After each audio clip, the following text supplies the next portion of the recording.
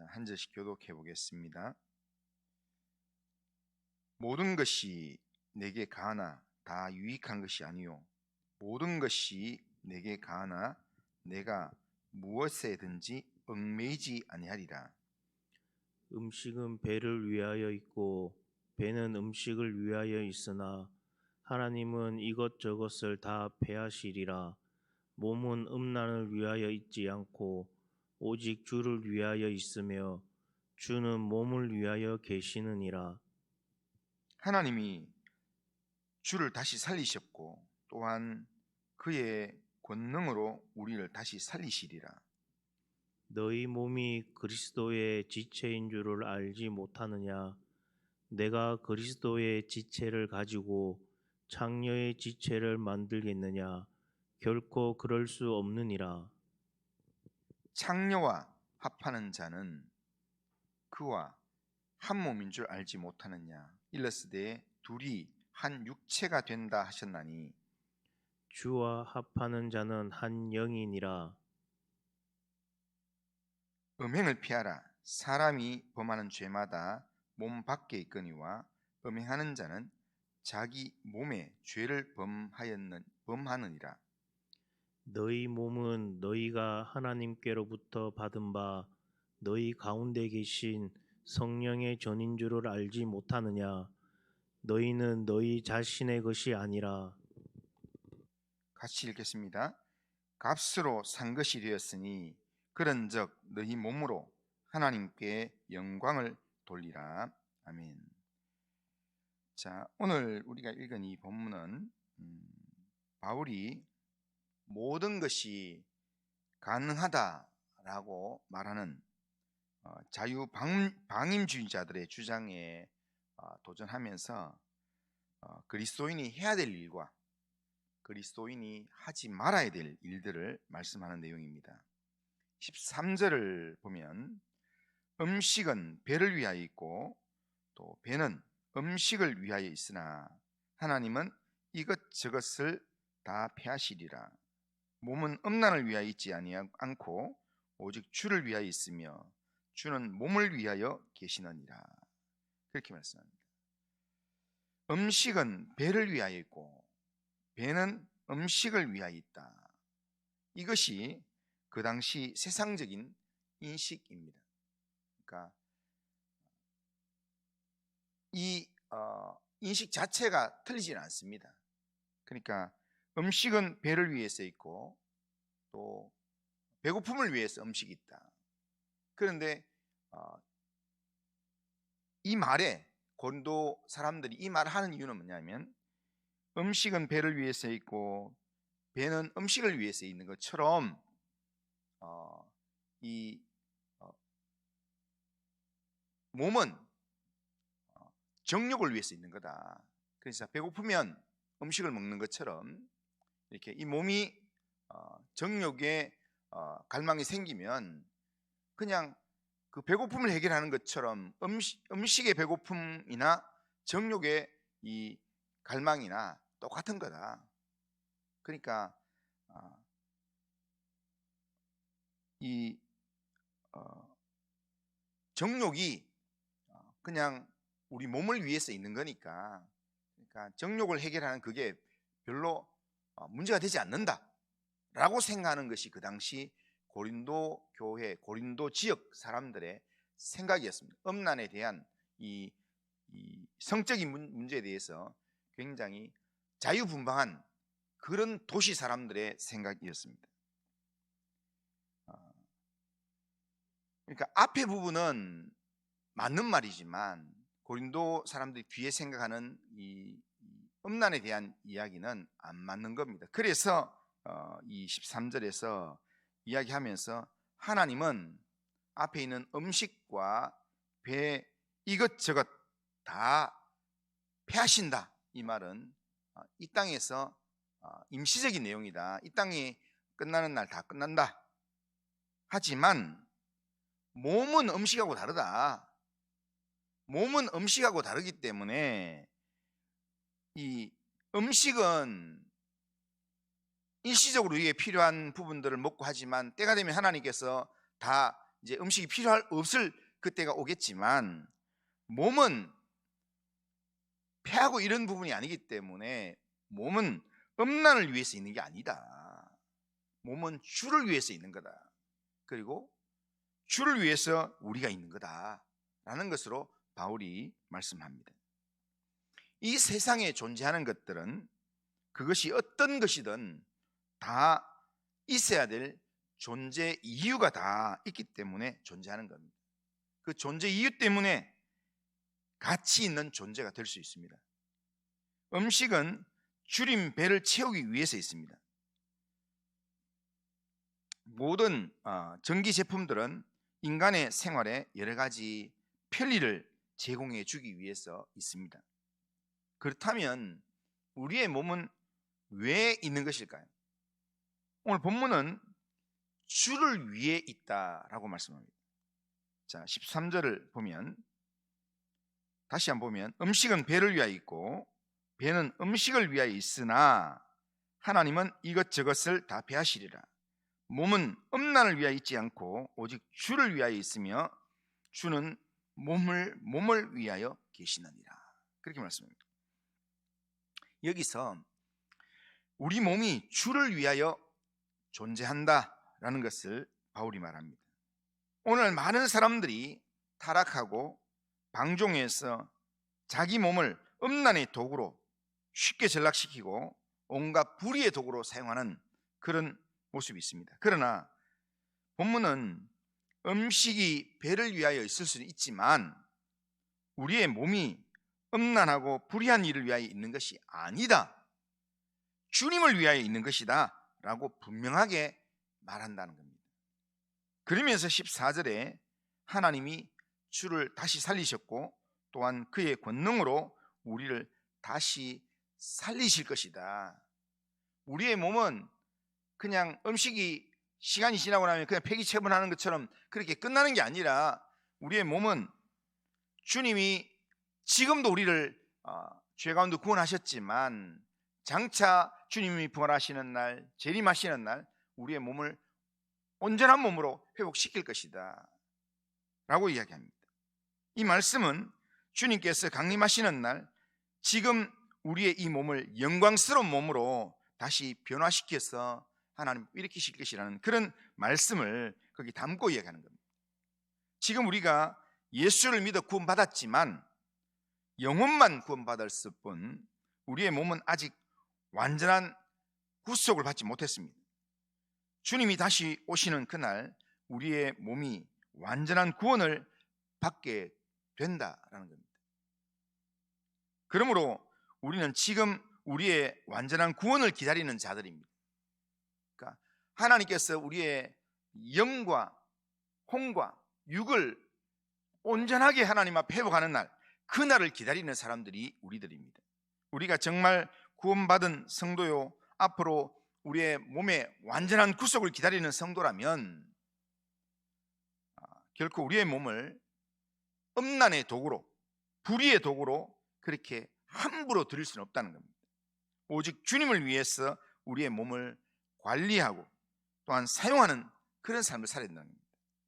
그래서 12절에서 바울이 이렇게 이야기하는 겁니다. 모든 것이 내게 가능하나 다 유익한 것이 아니요 모든 것이 내게 가나 내가 무엇에든지 얽매이지 아니하리라. 그렇게 말씀합니다. 우리가 죄사함을 받고 자유한 사람이 되었기 때문에 뭐든지 할 수 있습니다. 뭐든지 할 수 있는 것 같지만 그러나 주님을 위해 있는 우리의 몸에 모든 일이 다 유익한 건 아니다는 겁니다. 그래서 바울은 모든 것이 내게 가하지만 다 할 수 있는 일이지만 내가 무엇에든지 내가 발목 잡히는 일을 하지 않겠다, 얽매이는 삶을 살지 않겠다라고 자기 결심을 하는 겁니다. 내가 하는 일이 반드시 죄가 되거나 나쁜 짓이 아니라도 주님을 위한 몸에 해가 된다면 내가 그 일을 하지 않겠다라는 것이 바울의 말입니다. 그래서 로마서 6장 13절에 보면 또한 너희 지체를 불의의 도구로 죄에게 내어주지 말고 오직 너희 자신을 죽은 자 가운데서 다시 살아난 자 같이 하나님께 드리며 너희 지체를 의의 무기로 하나님께 드리라. 그렇게 말씀합니다. 그러니까 죄에게 내주지 말고 불의의 무기로 내주지 말고 너희 지체를 의의 무기로 하나님께 드려라. 그게 바울의 권면입니다. 우리가 이렇게 해야 될 이유가 뭐냐면 우리의 몸이 그리스도의 몸이며 그리스도의 지체이기 때문입니다. 오늘 본문 15절에 보면 너희 몸이 그리스도의 지체인 줄 알지 못하느냐. 내가 그리스도의 지체를 가지고 장녀의 지체를 만들겠느냐. 결코 그럴 수 없느니라. 우리 몸이 예수 그리스도의 지체라는 겁니다. 그렇기 때문에 우리의 몸을 결단코 장녀의 지체같이 그렇게 만들어서는 안 된다라는 겁니다. 우리가 예수님의 지체라면 우리의 몸은 철저히 우리의 머리 대신 예수 그리스도의 지시와 뜻을 따라서 우리가 움직이고 살아야 된다라는 겁니다. 주님과 연합한 자가 되어야 합니다. 그렇게 살기 위해서 우리는 우선적으로 음행을 피해야 합니다. 18절에서 음행을 피하라는 이유가 뭔가? 거기 보면 이렇게 합니다. 그것은 어떤 죄보다도 음행의 죄를 범하면 이 음행의 죄는 그냥 그 문제만 있는 게 아니라 그 사람의 이 마음까지 그 영혼까지 무너뜨리는 그런 내용이 되기 때문입니다. 음행죄는 우리의 몸을 장기의 지체로 그렇게 전락시키는 죄이기 때문에 평생토록 지울 수 없는 그런 상처를 남기게 됩니다. 마치 나무에 못을 박았다가 못을 뽑아내면 못이 박힌 채로 사는 것 그렇지만 못을 뽑아내었다 할지라도 못을 제거했다 할지라도 못을 뽑아낸 그 자리가 항상 흔적이 남아 있습니다. 그러니까 그 흔적을 평생을 두고 그 상처를 가지고 살아간다는 겁니다. 그런데 우리가 회개하면 하나님 다 용서하지만 이 죄를 지었던 그 흔적 상처를 사단이 가만두지 않는다는 겁니다. 계속 평생 동안 그 상처를 가지고 참소하면서 우리 양심을 괴롭힌다는 겁니다. 그래서 바울은 음행을 피하라 라고 이야기합니다. 그러면서 바울은 더 적극적으로 우리의 몸이 하나님의 성령이 거하시는 성전인 줄 알고 이 몸으로 하나님께 영광을 돌리는 삶을 살아라 라고 이야기합니다. 우리 몸은 하나님의 성령이 거하시는 성전입니다. 그러므로 우리는 우리의 몸을 거룩한 성전답게 구별하고 정결하게 관리해야 합니다. 그러니까 오늘 우리가 이 하루 살아가면서 우리의 이 몸으로, 이 몸뚱아리로 우리가 할 수 있는 가능한 일들이 있지만 그러나 하지 말아야 될 일이 있습니다.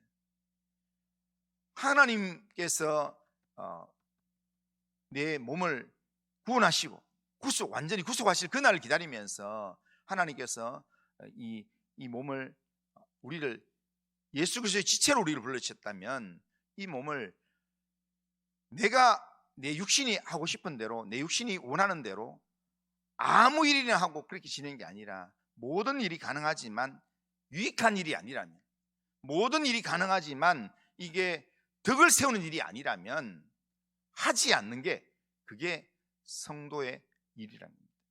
그래서 오늘 이 하루 살아가면서 성도가 하지 말아야 될 일들 오늘 생각해보면 오늘 본문에서 이야기는 음행을 피하라고.